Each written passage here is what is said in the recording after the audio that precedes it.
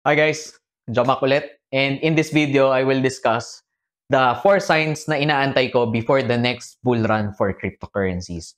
So this is a part 2 video. Kung hindi mo pa napanood yung part 1, which is tama na ba yung timing para mag-start mag-crypto mining right now, maybe watch that video first, tapos saka mo panoorin to. But in any case, i-discuss ko dito yung mga inaantay kong factor bago ako mag-full blast ulit as a crypto miner. So, bago natin simulan yung video, full disclosure muna, I have a shop, Mining Rig Parts and Supply. So, I build and I sell parts, full builds for crypto mining. Also, I am a crypto investor myself. I have more than 7 figures na invested right now sa cryptocurrency. So, first, meron akong personal bias, but this is just my opinion, guys. Kumbaga, sa pananaw ko lang to as a crypto investor like you. So, yung apat na yon. Okay, so simulan natin guys. Yung apat na yon is etong mga to. Number 1 is yung BTC ETF approval. So ano ba yon? Para sa mga starters pa lang dito. So basically, yung ETF is a part of money market fund sa US. Wherein kapag na-approve yon ng SEC, okay, sa US ulit, magsa-start na yung mga money managers like sila BlackRock, sila ARK Invest, makakapag-start na sila i-invest yung mga pensions ng mga ordinary citizens sa US. Parang imagine mo parang ganito to eh. 'Di ba ngayon freely nakakapag-invest sa stock market, no? Or kung ikaw may life insurance ka or may retirement na funds ka, usually ini-invest nila yan sa saan? Sa mga negosyo rin, sa mga stocks ng mga negosyo sa Pilipinas. So parang ganoon din sa US. Pero for something na nag-i-invest directly into crypto or more specifically Bitcoin, wala pa. Wala pa ang US noon. So, Jomak, anong kinalaman nito sa akin as a investor ng cryptocurrency sa Pilipinas? Ito na nga. Basically, pagka na-approve yon, ang estimate nila is sa sobrang laki ng papasok na pera sa cryptocurrency or specifically sa Bitcoin, kahit 1% lang nung money market funds na ito, is ang estimate, again, ito yung best estimate nila, sa 1% na allocation lang for a select few, yung mga pinakamalalaki na money market managers natin, is around 6 times ang i-jump ng Bitcoin. So, for example, ngayon, magkano na ba siya? 37,500. Last week, nag-check ako, nasa 35, 36 lang. So anyway, imagine mo, it can go as high as that. Again, hindi ito guarantee. Pwede siyang mangyari, pwede siyang hindi mangyari. But for me, as a investor, nakita ko na yan, guys. Paulit-ulit yan. And then yung sinasabi ko, especially nung nag-bear market last time, ang daming kinabahan, ang daming nanginig, kumbaga. Pero kung titignan mo yung graph ng Bitcoin, siguro this is for a separate video para i-dissect natin kung gaano kalaki yung gina-jump niya during bull markets versus the bear market. Ganito na lang yan, guys. Yung last bear market natin nung 2018, I think around 80 to 90% ng value ng Bitcoin is nawala. So yung simula noon, yung nag-bull run ulit siya, no? So parang ang alam ko is umabot sa around $3,000 per Bitcoin. Tapos tumaas siya, no, nag 68,000 yung peak niya, no. So ang daming nanlumo kasi umabot siya sa 16,000 ulit dollars per Bitcoin nung nag-crash. Pero imagine bago yung bull run, nasa around 3,000 USD ang trading level niya. Tapos ganun kalaki yung ginump niya. And eto newsflash, nung nag-bear market ba, bumalik ba siya sa 3,000 USD per Bitcoin? Di ba hindi? So yun yung ibig ko sabihin. Kahit mag-crash pa yan, hindi siya bumabalik doon sa, again, hindi to guarantee, but you can check the charts, no? Kung ano yung nangyari on the previous years. Search mo lang sa Google, may kita mo yan. And gagawin ko rin ng deep dive yan sa next video. But my point is, kung ano man yung lowest na before, definitely ilang times pa nun, multiple factors of that amount kapag ka nag-bull run ulit. So, yun yung una kong tinitignan, yung approval ng ETF. Kailan ba to, Jomac? Yan pala, no? Kailan ba to mangyayari? Ang estimate nila, kasi laging nade-delay, and I think personal bias to ni Gary Gensler, yung chairman ng SEC right now, kasi I think he has ambitions para maging Fed chairman. Pero anyway, speculation lang yun. Parang hindi siya, ang bias is parang hindi aprubahan itong mga to. Kaya sobrang nade-delay palagi.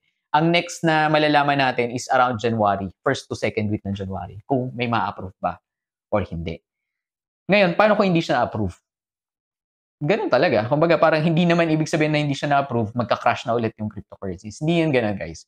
Isa lang to sa factor na makakatulong para umakyat ulit yung Bitcoin. So, yun yung first. BTC approval for ETFs. Yung second is yung Binance settlement. Ito guys, malapit-lapit lang to kasi kung alam naman natin yung disgrasya nangyari sa FTX, and I hope na hindi ka nag-invest sa FTX. If not, I'm sorry na malaki yung losses mo. But basically, ang sinasabi nila yung Binance might be the next FTX. Pero ang maganda dito is yung last na, again, naano ko lang to sa news, no? Yung last na development is hindi na itutuloy yung case against Binance.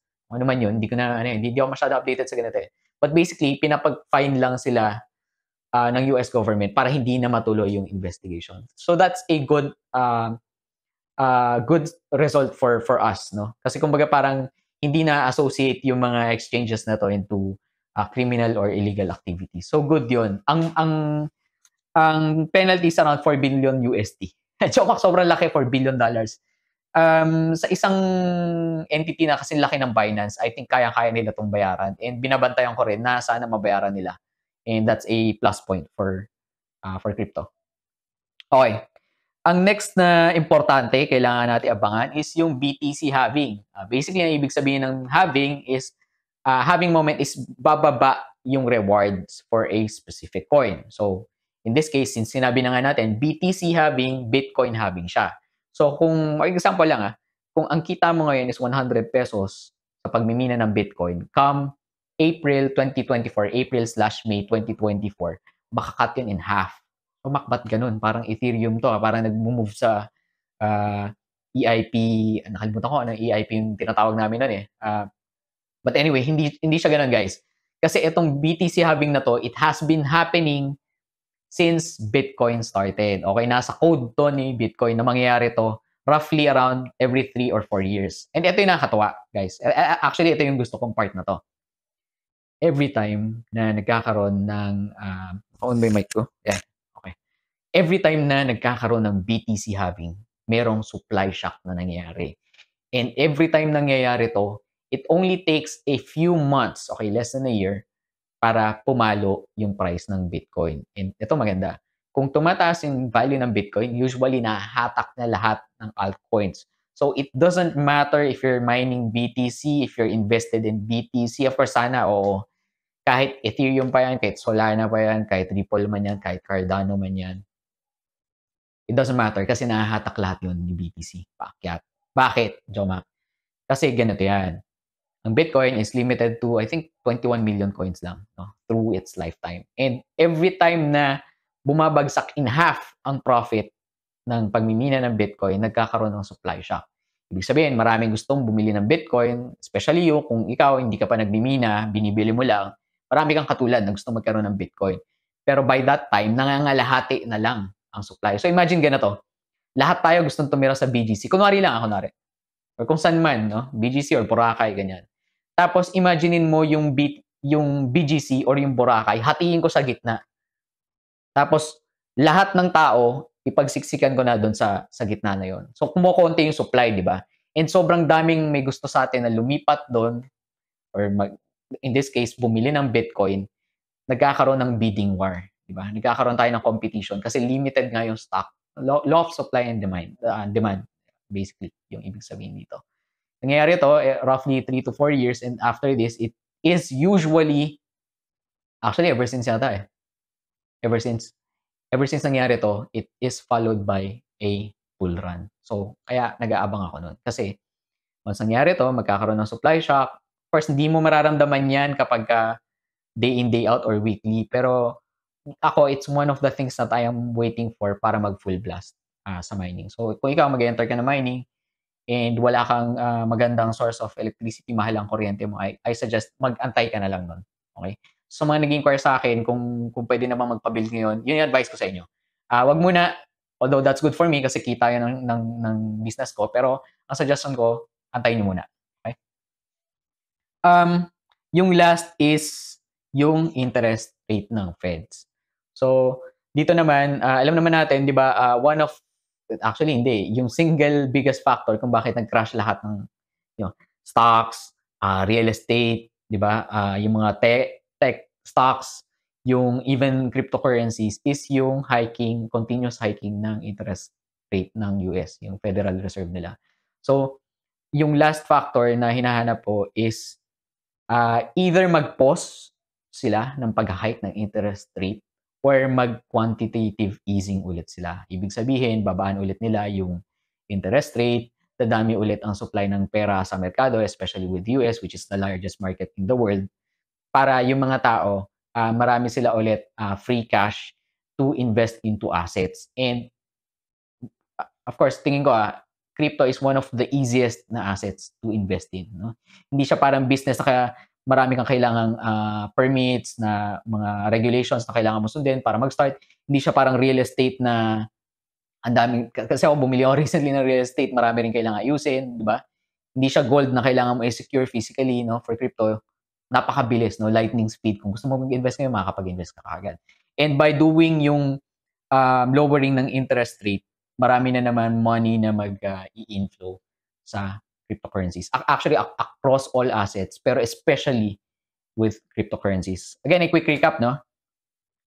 Yung BTC ETF, yung Binance Settlement, yung halving for 2024, and yung Fed interest rate hike. So, as a additional info lang, kung pinanood mo yung first video nito, yung part 1 na update ko, isa to actually sa reason kung bakit kapag may mga nag-inquire sa akin, paano kung wala akong electricity cost? Paano kung naka-solar ako, so partial lang yung binabayaran ko sa electricity? Pwede na ba ako mag-start? Or paano kung yung computation mo na every 100 pesos per electricity na ini-invest ko, 65 pesos lang yung bumabalik sa akin na coin? Isa to sa reason, itong video na to is actually for you. Isa to sa reason kung bakit sinasuggest ko na kung ganun yung sitwasyon mo, pwede ka na mag-start. Kasi itong mga to is more or less mangyayari next year. And by that time, alam mo naman mangyayari, by that time, ang dami na naman gusto mag-start sa cryptocurrencies. Tataas na naman, pati yung GPUs. Alam ko na yan, paulit-ulit yan. Before the bull run ng 2020, you can get the RX 588GB for 3,000 pesos. Diba? 2,800 pesos. Pero nung bull run, ano yung nangyari? Diba? Umabot siya ng 30,000. Ako nung time na yun, nakabili ko actually mga nasa 7,500. Hanggang 10K binibili ko siya nung time na yun. Kahit nakakatawa, nung before yun mangyari, sobrang mura lang ng GPUs. 3060 Ti's, 3070's, nung peak ng bull run, lumobo yung price na yun to 60,000 pesos. Hirap na hirap pa kami kumuha ng stocks. Talagang wala kang may time na wala kami mabuong mining rigs. Wala talaga kami GPUs. Pero a few months prior to that happening, nakakabili pa ako 29,000 lang, 28,000. Ganun kababa. Of course, again, supply and demand ulit, no? By the time na mangyayari itong mga factors na to, magtataas na naman lahat. Pyesa, power supply, risers, GPUs, I don't know, even siguro solar, pero wag naman sana. So I suggest, kung ideal naman yung situation mo, you start investing. Again, you don't have to spend millions like me or some of my clients did. Mag-start ka lang small muna. Okay? And last but not the least, more or less, yung prediction mo, gaano kalaki ba? Honestly ako, for this bull run, kahit times 3 lang siya, guys. Sobrang, na ako. Sobrang happy na ako. Kahit times 3 lang siya ng current market price. And alam ko napakalaking blessing na rin yun. Not only for me, for my clients as well. And last but not least, kung ikaw is client ko na, existing client of our business, Mining Rig Parts and Supply, I will assure you na if these things happen and meron mga malalaking factors na magbabago, is that I will be updating you personally. Uunahin kita. So, salamat sa panonood. I'll see you in the next videos, guys.